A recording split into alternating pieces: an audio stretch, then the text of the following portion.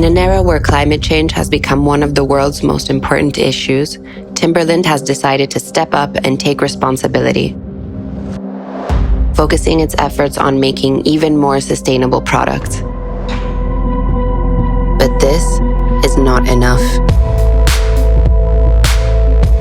Through PR and social media, we launched our boldest commitment yet to plant 50 million trees by 2025. We created a 360 global brand campaign involving activists from around the world in an urban greening movement.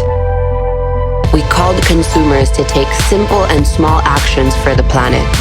Climate change affects everyone. Let's get creative. Share your pictures that you think highlight environmental issues in your community with the hashtag #NatureNeedsHeroes. We need to stop being afraid of what could go wrong and start getting excited about what could go right. Join the movement. We created a special out-of-home that literally cleans the air, and we took action through projects all over the world, transforming public abandoned industrial areas into green community hubs, inspiring and educating people through workshops, events, and talks.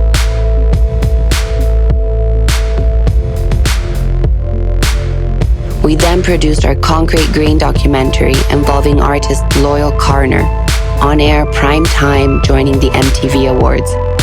It's a big thing.